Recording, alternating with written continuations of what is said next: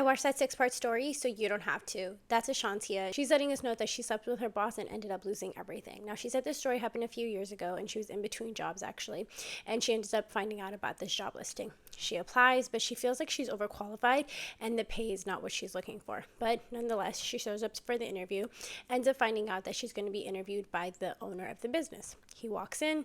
He's a black man. Then she realizes he's a fine black man. She's like, okay, yeah, I'm interested. They go through the interview. She ends up getting hired on her very first day. She ends up getting trained by the owner's secretary.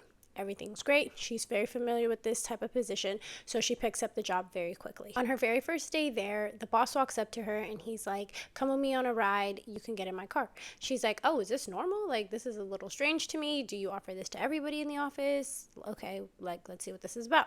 They hop in the car. They go to one of the job sites. She ends up doing whatever paperwork needed to be done. And then on their way back, they're discussing, they're having, pleasant conversation. And she's already deciding, like, I like you. Like, I want to see where this goes, kind of thing. The conversation of her specific pay comes up, and I guess they hadn't discussed that yet, and so she tells him how much she wants to get paid. He basically tells her, okay, right now you got hired as an assistant. I'm going to bump you up and transfer you to a higher position, and that way you can get paid more. So she's like, okay, cool. He basically just tells her, give me some time. I'm going to figure that out. So as she's working at the job, she ends up realizing, like, there's some drama here. There's some tension. I don't know what it's about. I don't know the history of it. I really don't care. I'm just here to make my money and go home. So one day it was just her and the boss working, and she noticed nobody else came into the office that day. After they were finished, they both decide to go grab some food. She's like, hell yeah, I'm down.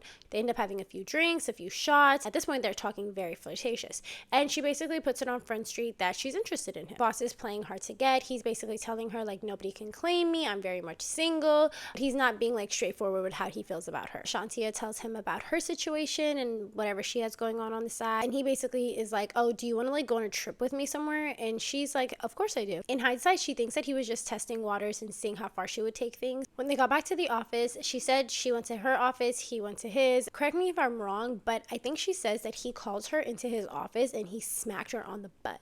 I'm pretty sure that's what she said, but she said nothing else happened that day. A few days later, he finds out that he has to go out of town, and she's always one of the first people to get to work, and he ends up calling her before everybody arrives, and he's like, hey, do you want to go on this day trip with me? And she's like, yeah, I'm down. So she parks her car at a gas station nearby. He comes and picks her up, and they head off on a day trip. Nobody knows that they're gone. They spend the whole day out there. They come back, and he's like, are you hungry? She's like, yeah, I'm hungry. So they end up going to Dave & Buster's. Again, they have a few drinks. They're enjoying each other's companies. One thing leads to another. They end up getting a hotel. They do what grown folks do, and she said a time was had. They end up spending the night at the hotel. They get up the next morning. They get dressed. They head off to work. I think she said that he made her breakfast that day, and from there on, their intimacy just continued to grow.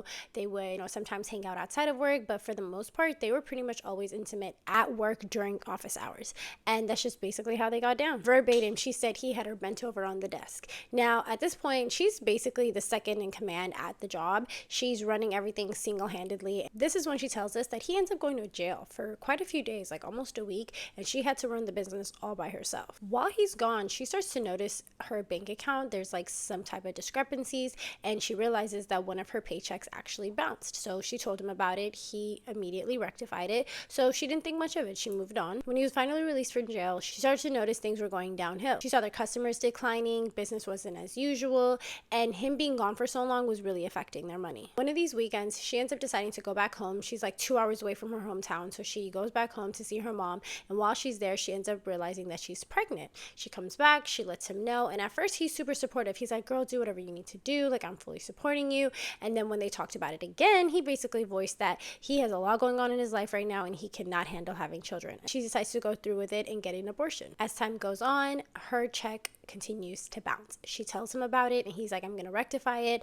But sooner or later, she realizes he's not rectifying anything. But now she's head over heels in love with him, and she really wants to, support him and be there for him. And she kind of feels like almost maybe trauma bonded because of the abortion. So now she's actually working for free at this point and doing whatever she can, hoping that all of her losses will be recouped and that she'll make not only the check that was bounced, but all these checks that have not been paid to her over several weeks. Now her bank account is frozen. I'm assuming because of all the paychecks that bounced, her bills are piling up from rent to car note to utilities, and she hasn't been paid in weeks. She knows for sure this man has no intentions of paying her back, so she decides to pack her things. She leaves the job, she leaves the city that she was in, she loses her car, her apartment, everything, decides to end up moving back in with her mom and rebuilding. The boss is still living in the same state that the job was at. He lost the business soon after that. They never spoke after the whole situation happened. She refuses to tell us what the name of the business is, who he is, or, you know, what she did for him. But outside of that, this sounds like a pretty intense story. Either way though, girl, I'm wishing you the best. You guys tagged me in this a bunch. I wanted to make sure I got it out to you guys. I appreciate you guys as always. Bye.